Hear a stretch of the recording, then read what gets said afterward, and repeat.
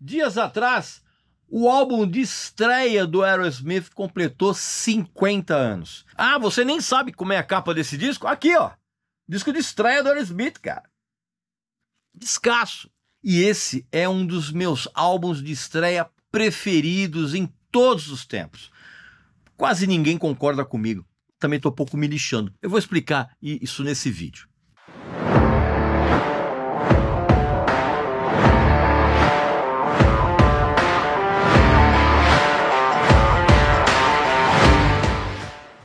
O mais sensacional festival de rock da Alemanha vem a São Paulo agora em 2023 para ficar. É o Summer Breeze Open Air, que será uma experiência inédita aqui no Brasil para quem já esteve em festival. Porque além de trazer uma grande variedade de shows de bandas das mais diferentes vertentes do rock, toda a infraestrutura do festival europeu vai ser importada aqui para o Brasil e a expertise, né, todo o conceito de 25 anos desse festival europeu virá aqui para o Brasil. E vai ser um negócio completamente diferente de tudo que você já viu. Dá uma olhada nesse filme. Summer Breeze Brasil, dias 29 e 30 de abril, no Memorial da América Latina. Garanta já seu ingresso em ticket360.com.br. Blind Guardian, Avantasia, Sepultura, The Winer Dogs, Stratovarius, Accept, Bury Tomorrow, Here, Crisium, Project 46. Homenagem ao maestro André Matos. Palestra com Bruce Dickinson. Saiba mais em summerbreezebrasil.com. Summer Breeze! Então, assim como ocorre tradicionalmente nos festivais europeus, o público aqui no Brasil vai poder aproveitar uma atmosfera única que vai muito além dos shows em si e vai proporcionar uma experiência inesquecível. Não vai ter espaço para monotonia, porque vai ter muita coisa interessante acontecendo ao mesmo tempo, o tempo todo. A banda que você quer assistir vai tocar mais tarde, então você pode visitar feiras geek e de cultura, com tatuagens, você pode experimentar culinárias diferentes, inclusive a tradicional culinária alemã, tudo ao seu dispor. Sem contar área de descanso, vai ter um monte de merchandising super variado, tanto do festival quanto das bandas. Vai ter sessões de autógrafos com algumas bandas, então vai ter um monte de coisa para você fazer, cara. Eu aposto que você vai sair desse festival já com vontade de ir na edição de 2024. Se você quer saber mais detalhes, basta que você clique aqui embaixo nesse link e você vai se inteirar de tudo, tá bom? Fica aqui a minha dica, imprescindível. Meu amigo e minha amiga, dias atrás, o disco de estreia do Aerosmith, o auto-intitulado álbum, completou 50 anos de existência. E esse é um dos meus álbuns de estreia preferidos em todos os tempos. E, como eu falei, quase ninguém concorda comigo. Nem o pessoal da crítica e até mesmo os fãs não concordam com isso. Mas também, evidente, estou um pouco me lixando. Porque nesse disco, esse disco tem pouco mais de meia hora, ele deve ter uns 36 minutos. Nesse disco, cara, o Aerosmith, ele fez um álbum, pra mim, maravilhoso, e só que ninguém deu a menor bola na época. Ninguém, cara. Inclusive, os roqueiros da época, ninguém prestou atenção nesse disco, cara. O que pra mim é simplesmente inacreditável. Porque hoje, quando a gente ouve esse disco, a gente continua percebendo a qualidade das canções e o som dele, você tá entendendo? Que consegue, inclusive, nesse disco já dava para você perceber que a banda teria um potencial incrível para se transformar num grupo gigante, que é o caso da banda nos dias atuais. E como eu falei para vocês, pouco me importa se os críticos gostaram ou gostam do disco, se os fãs consideram esse álbum um trabalho menor. Para mim esse disco é sensacional, ele tem um som cru que eu simplesmente adoro. E a mesma percepção teve o presidente da gravadora Columbia na época, que é o lendário Clive Davis. Por quê, cara? Porque ele ficou tão impressionado quando ele assistiu a um show da banda num restaurante que era muito famoso na época, que era o Max Kansas City. Era um restaurante tão famoso que várias bandas se apresentavam lá e algumas chegaram até a gravar discos ao vivo nesse restaurante, como foi o caso do Velvet Underground e do Johnny Thunders, que tem discos gravados lá. E aí o Clive Davis, ele ficou tão impressionado e ele sacou que ali havia um potencial incrível para ser lapidado. Era um diamante bruto que estava pronto para ser lapidado. Tanto que ele resolveu apostar uma grana na banda e acabou vencendo uma espécie de leilão que tinha ali, porque a outra gravadora rival, a Atlantic, também estava interessada nos caras. E ele foi lá e contratou a banda. Por quê, cara? Porque ele viu algo que na época ninguém tinha sacado. Esse disco saiu nos primeiros dias de janeiro e ele chegou às lojas, cara, com uma capa absolutamente horrível. E isso, evidentemente, que deve ter atrapalhado, porque olha só a capa do disco. Pois é, né? Uma capa absolutamente medonha, né, cara? Inclusive, os caras da banda só souberam disso quando eles viram o disco na loja. Inacreditável, né? Obviamente que essa capa horrorosa acabou afastando muita gente, tirando a curiosidade de muita gente em conhecer o som da banda, né? Eu, sinceramente, eu não consigo entender como é que aquelas canções não despertaram a atenção das pessoas e mesmo das próprias rádios, cara. E eu digo isso incluindo o mega sucesso em que se transformou uma das faixas desse disco aqui, que é a balada Dream On, que na época não despertou a atenção de ninguém, passou completamente batido de todo mundo e só começou a ter o sucesso avassalador que aconteceu nas décadas seguintes, cara, quando essa canção, que tinha sido lançada em compacto em 1973, numa duração reduzida para as rádios, em 75 ela foi relançada em compacto com a duração original dela, que ela tinha originalmente uns 4 minutos e 28, e na época do lançamento desse disco, que era uma coisa muito comum, eles pegavam as músicas, reduziam a duração para poder encaixar na programação da rádio.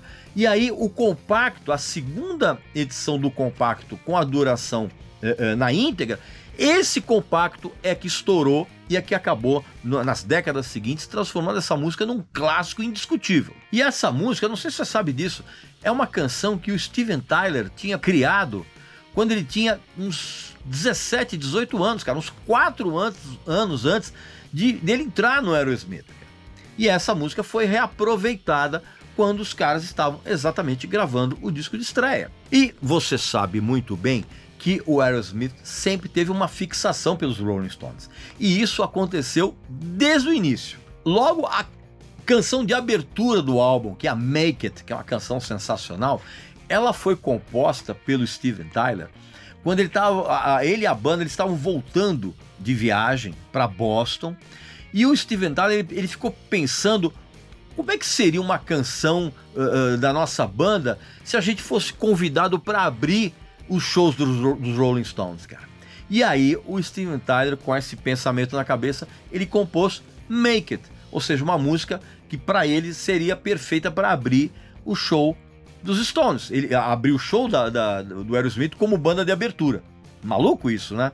E essa referência, ela aparece também numa outra canção muito explícita, diga-se de passagem, chamada One Way Street, que na verdade é uma intenção do Aerosmith em fazer uma prima, vamos dizer assim, de uma canção dos Stones, que é aquela famosa Midnight Rambler. E essa percepção que o Steven Tyler, Joe Perry e o próprio restante da banda sempre tiveram em captar os pensamentos, captar tudo aquilo que estava rolando ao redor deles, também foi colocado numa outra música desse disco chamada Somebody. Por que eu falo isso, cara? Porque o lick de guitarra dessa música, na verdade, ele foi meio que copiado de um trechinho que um road do Aerosmith tocava na passagem de som quando os caras ainda faziam show em bares, que é um cara chamado Steve Amsbach.